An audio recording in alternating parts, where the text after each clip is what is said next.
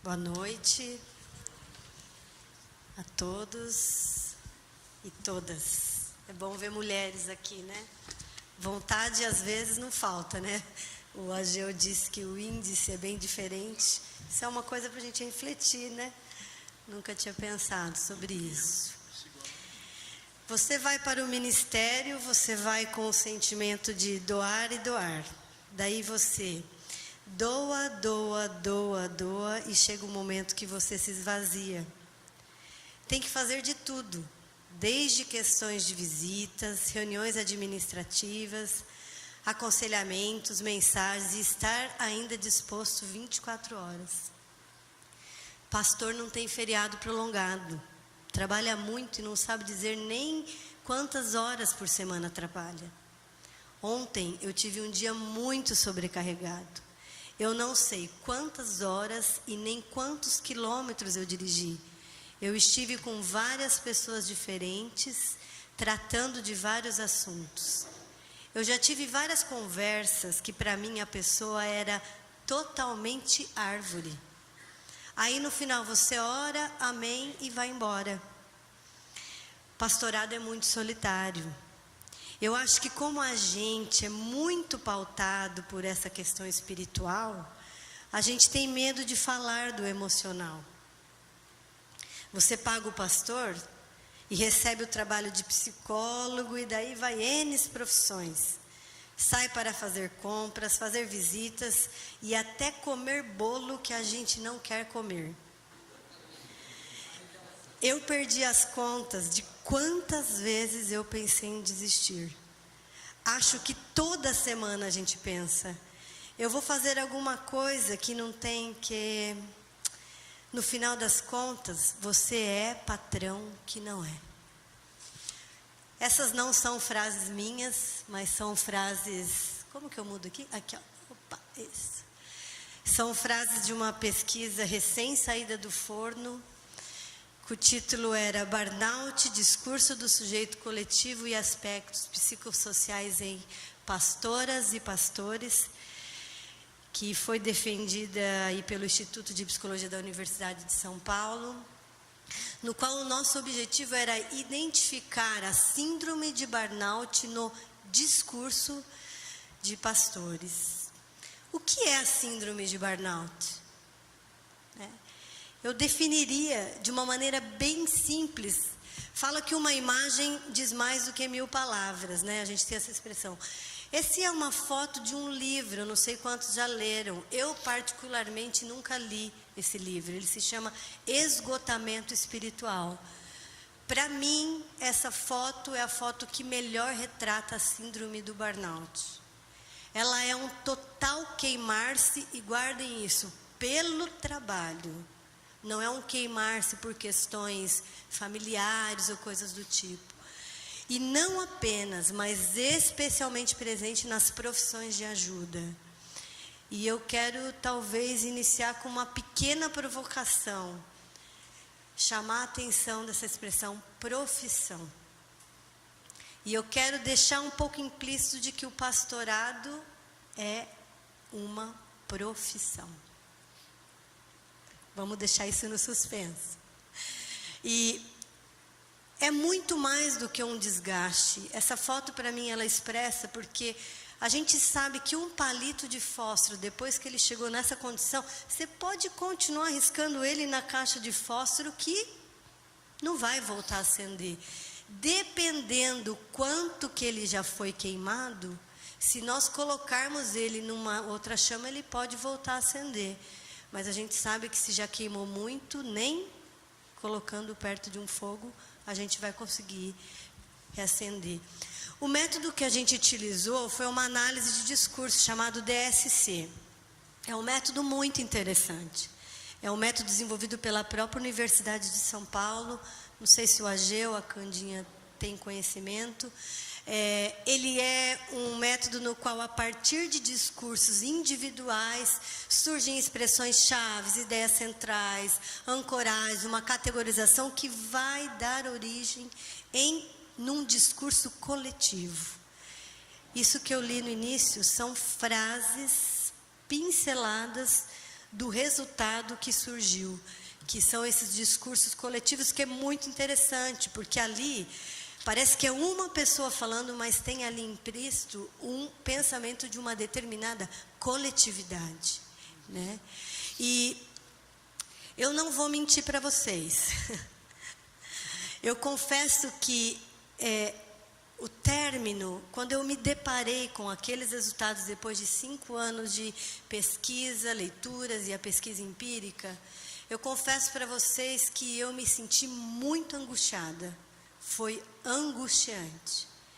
Angustiante em perceber que aqueles dados que estavam diante de mim, eles quase em nada diferenciavam do que as pesquisas estão dizendo nas últimas 2 décadas, especificamente para pastores e pastores, no Brasil e fora do Brasil. Então isso apontou como uma situação que ainda ela permanece. Nós estamos diante. Então foi uma angústia para mim.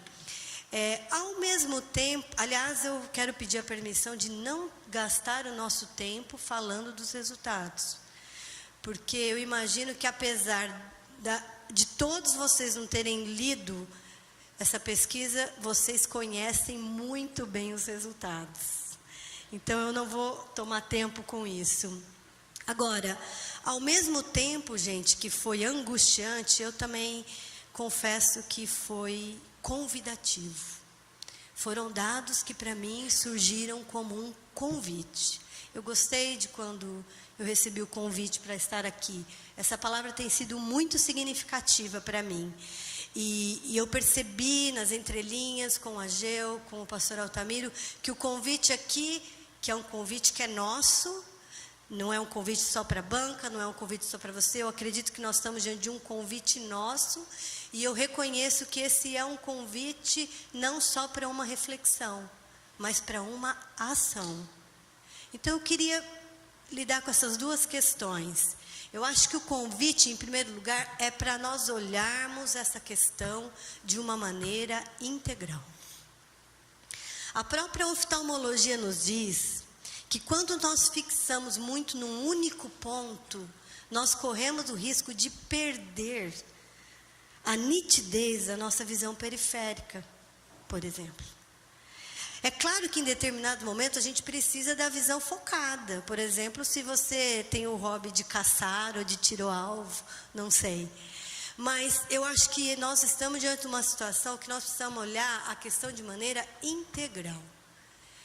Eu acho que nós temos que olhar esse indivíduo, pastor, que está em sofrimento, mas eu acho que a gente também tem que olhar esse contexto igreja que, tristemente, ao invés de produzir, em muitas situações, saúde, tem produzido adoecimento. Isso para mim ficou muito significativo, porque a síndrome do burnout, ela é uma síndrome que ela tem relação direta com o trabalho. Qual é o local de trabalho do pastor?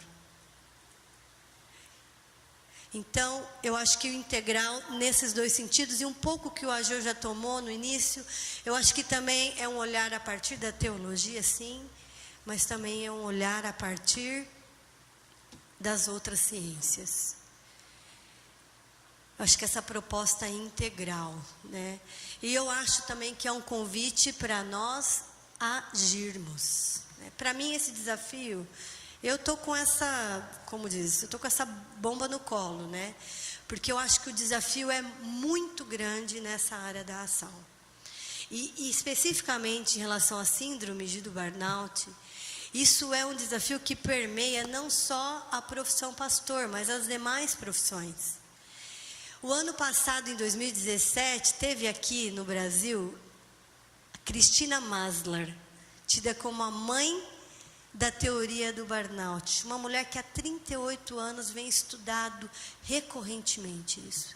Ela disse que quando ela anda em workshops, ela falou isso, quando ela vai nos workshops, a pergunta que ela mais responde é: tá bom, doutora, a gente já sabe os sintomas, a gente já sabe as causas, a gente conhece tudo, mas como que a gente vai lidar com isso?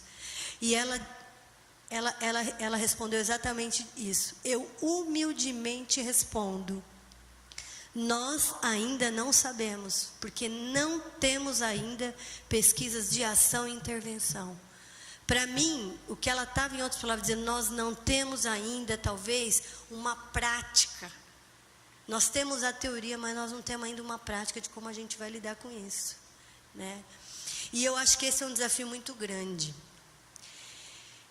Eu acho que o assunto, ele não é tão novo, mas o diagnóstico, na maioria das situações, ele é superficial. E quando a gente fala, principalmente para nós da área psi, em diagnóstico superficial, gente, isso tem uma implicação muito grande. Porque se, a partir de um diagnóstico fidedigno, nós vamos conseguir apontar caminhos relevantes, coisa prática. Então, eu acho que nós estamos correndo o risco de tratarmos cólica de rim com aspirina. Se você coloca no Google síndrome do burnout, vai aparecer muitas coisas, desde revista Cláudia, artigos científicos, livros, blogs cristãos, até você mesmo podendo ir lá e clicar lá e fazer um teste, sim, não, tenho, não tenho, e daí um autorrelato, um autodiagnóstico. Eu acho que a questão é séria, exige seriedade, exige parceria. Exige essa questão integral e exige uma ação que, a partir desse olhar integral, a gente vai conseguir uma ação, né? E eu gostaria de propor algumas práticas a partir da minha prática. Se você tem uma boa teoria, coloque em prática o que você sabe. Tipo assim, nesse contexto, respeitar o dia de folga. Não é uma coisa tão simples? Buscar ajuda. Eu sei que eu estou correndo o risco aqui de parecer simplista. Mas eu acho que é o arroz e feijão que sustenta a gente, ou não, no dia a dia. Eu citaria, as pesquisas têm comprovado que uma espiritualidade pessoal, individual, ela traz uma saúde emocional. Isso para nós aqui, pastores, pastoras, esse nosso meio de igreja, isso para nós não é novo, mas você imagina isso sendo descoberto até em outras áreas, em outras profissões. Agora, parece que é uma coisa que para a gente aqui é tão tranquilo de ouvir, mas existe ou não um enorme desafio de um pastor, de uma pastora desenvolver uma espiritualidade pessoal, individual. Eu quero deixar isso no ar. E eu penso no apoio social também. Esse apoio social, eu queria abrir um pouco o leque dele. Amigos é apoio social? Um par, um amigo, pastor? Só isso adianta? Família? Um outro tipo de apoio. Uma mentoria, uma direção espiritual. Eu estou agora cursando uma pós em espiritualidade cristã pela Faculdade Luterana em Curitiba. Isso tem sido muito trabalhado. A importância de um diretor espiritual e de um mentor. Só isso também resolve?